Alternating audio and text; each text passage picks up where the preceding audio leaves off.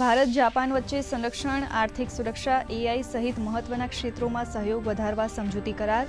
પ્રધાનમંત્રી નરેન્દ્ર મોદીએ કહ્યું, ભારતની વિકાસ યાત્રામાં જાપાનનું મહત્વનું યોગદાન.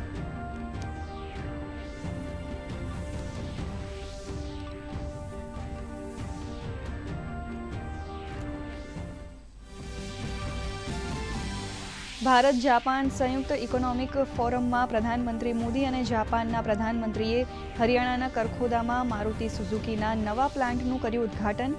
પ્રધાનમંત્રીએ ભારત જાપાન આર્થિક ભાગીદારીમાં વિસ્તરણ સંભાવનાઓની કરી વાત. તો જાપાન ભારતમાં $1 ટ્રિલિયનનું કરશે રોકાણ.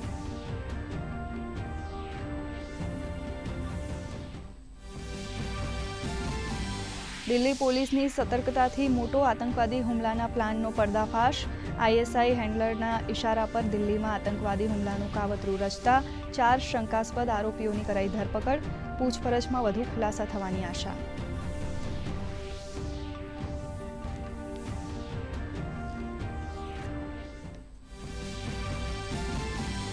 ગુજરાતના વડોદરાની માંજલપુર સહિત મધ્યપ્રદેશ અને બિહારની 3 બેઠકો માટે પેટા ચૂંટણીની તારીખ જાહેર.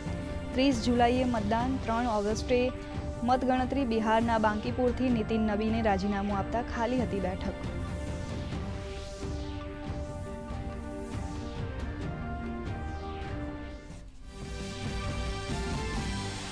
ગાંધીનગરમાં મુખ્યમંત્રી ભૂપેન્દ્ર પટેલના હસ્તે મહેસૂલી તલાટી વર્ગ 3ના કુલ 2389 નવનિયુક્ત ઉમેદવારોને નિમણૂક પત્રો એનાયત. QR કોડ આધારિત સેન્ટ્રલાઇઝ્ડ સિસ્ટમ રેવા કરાઈ લોન્ચ.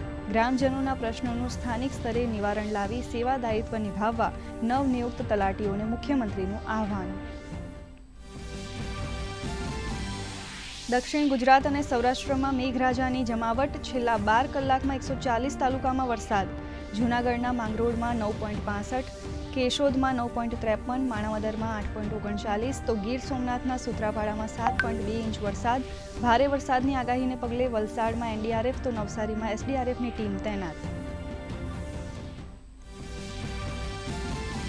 રાજ્ય પર trough, share zone, low pressure સહિત 5 સિસ્ટમ સક્રિય થતા ભારે વરસાદની આગાહી. રાજકોટ, અમરેલી, વડોદરા, તાપી અને ડાંગમાં ઓરેન્જ એલર્ટ સાથે તો દ્વારકા, જામનગર, બોટાદ, આણંદ, પંચમહાલમાં યલો એલર્ટ સાથે ભારે વરસાદની આગાહી. નીચાણવાળા વિસ્તારોમાં રહેતા લોકોને સતર્ક રહેવા સૂચન.